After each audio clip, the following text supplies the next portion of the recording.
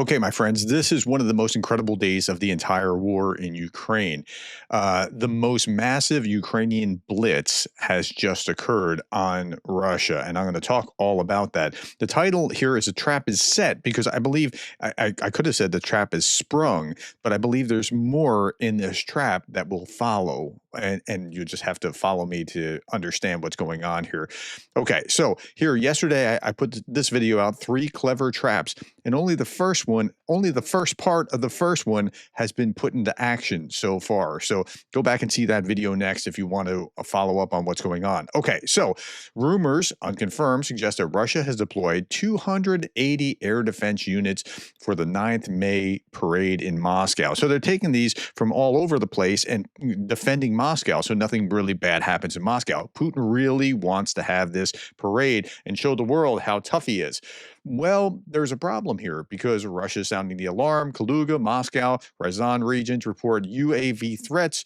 Authorities warn of incoming drones and urge precautions. Well, and then what followed with that was while Russia's defenses are all protecting Putin's propaganda festival in Moscow, Ukraine rains heck down on key military assets all over Russia. It is really bad. I mean, like really bad for the Russians.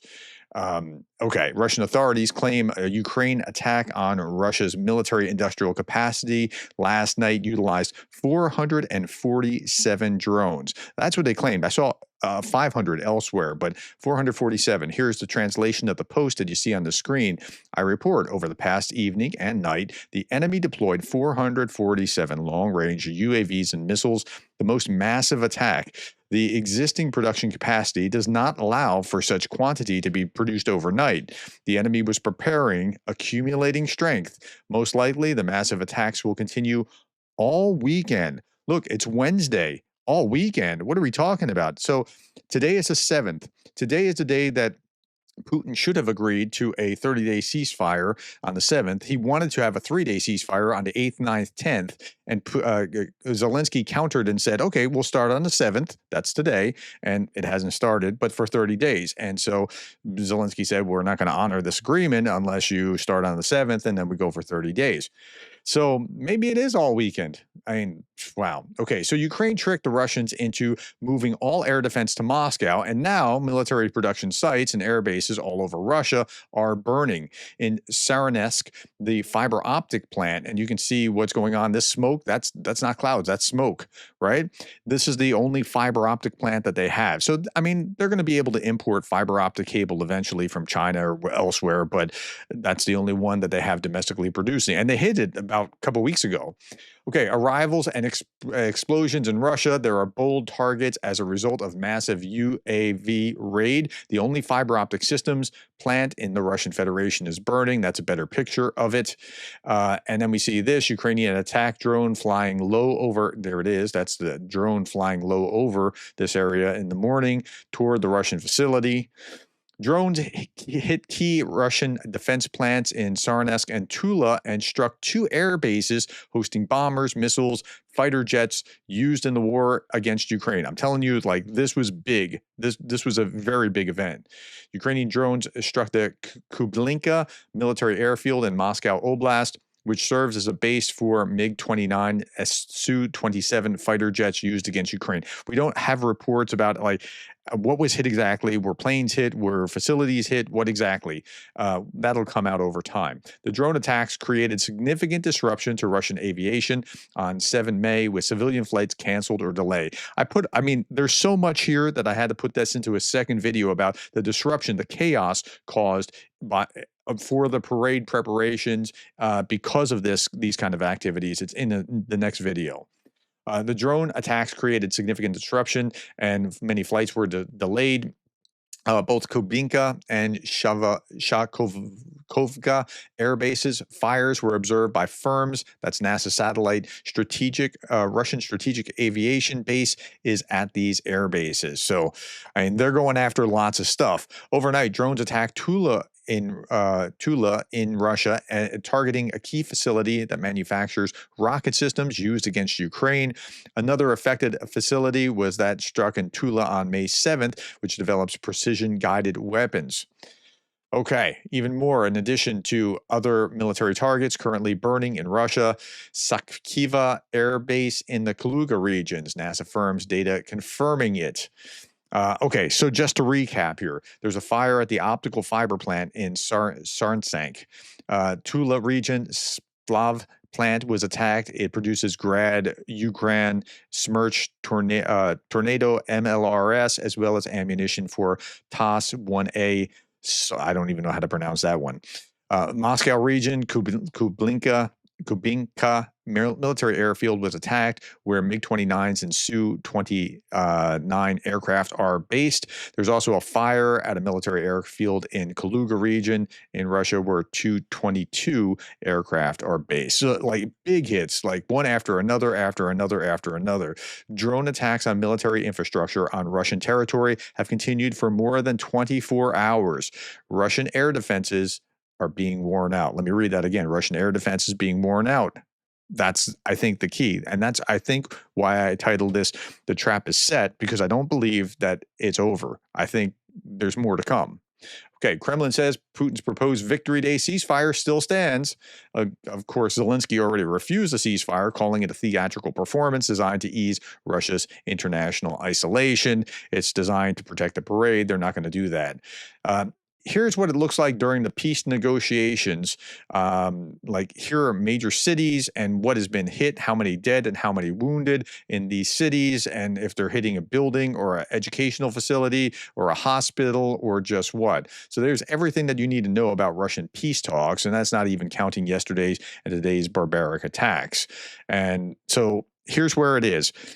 Putin is like that monkey who puts his hand in a jar, and this is how they catch monkeys in some countries, right? Puts his hand in the jar to get a banana, and he won't take his hand out, so he's kind of stuck. He can't, because he refuses to let go of the parade, and because of that, all these other things are happening. Okay, meanwhile, this is what the Russians are doing to the Ukrainians now.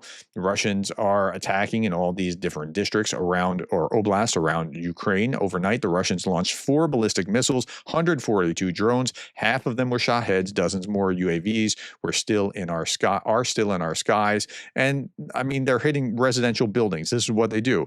While Ukrainians are going after plants and machinery and military bases, the Russians are going after civilians sleeping in their apartments. After the ballistic strike, Russians attacked Kyiv with drones last night. So many people in Kyiv got hardly any sleep, trying just to stay safe. 2 people were killed, 8 more injured, 4 of them children. Debris fell on residential buildings, causing fires.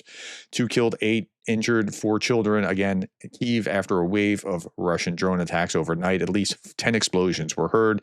Residential buildings were struck by debris and direct hits. Okay. In Kyiv, Russians killed a family of animal volunteers with a drone strike. According to the Kyiv Animal Rescue Group, Russians killed a mother and her son in their own apartment, like while they're sleeping. 5 cats also died in the yard. Rescuers found a living, badly burned cat that had been thrown out of the house by the blast wave. I can't even show the video or the image here because, just can't do that. Okay. Let's talk about what actually happened on the battlefield day over day. 1,270 Russians off the battlefield, 14 tanks, 3 armored fighting vehicles, 71 artillery systems, 131 vehicles, and fuel tanks.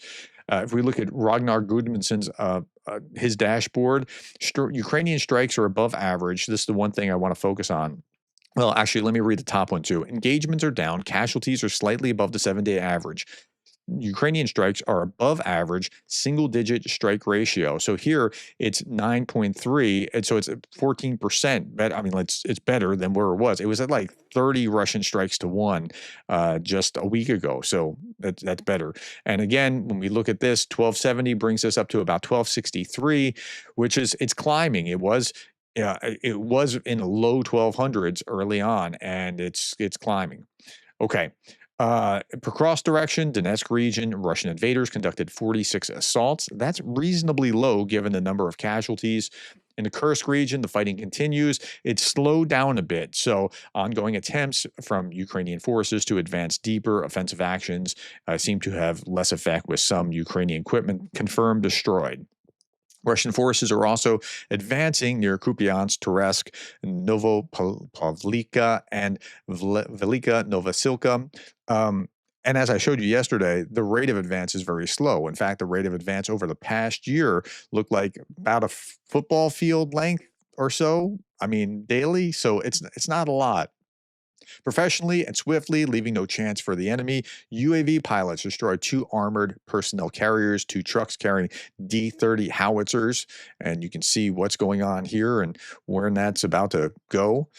Um, 3 Ukrainian soldiers hold a position as a Russian assault group attacks them, and they're outnumbered. At that moment, air support in the form of drones arrive to support the Ukrainian soldiers, and the attack is repelled. Again, it's all about drones. Drones are the big story of this war.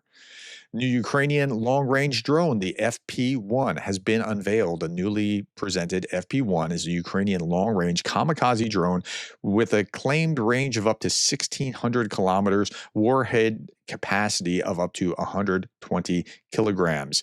What makes it especially notable is the absence of landing gear and the use of a rocket booster for launch. It's not planning to come and make a return trip. Okay, couple last things and we'll be done. Mark, an FPV drone commander in the Rubiz Brigade, once eliminated 10 Russian soldiers in a single strike. He's a former gym trainer. He joined after seeing Bucha. Quote, I was ready to fight without pay just to be taken. Yeah, because you saw what happened in Bucha and you know that the rest of your people are behind you. Russian troops have been forbidden to ride in vehicles that don't have electronic warfare equipment. But because there's a shortage of electronic devices, to get around this, what they've done is they are reportedly painting plastic dishwashing bowls and sticking them on the roofs of their vehicles. I think that's a great idea. I think they should do more of that. Okay, on this day, Darth Putin, the parody site on this day, 1920, USSR signed the Treaty of Moscow with Georgia, recognizing their independence. We invaded them 9 months later. Well, I mean, it's part of the pattern. So that's how they are. Okay, and I'll leave you with this last little bit by Gary Kasparov.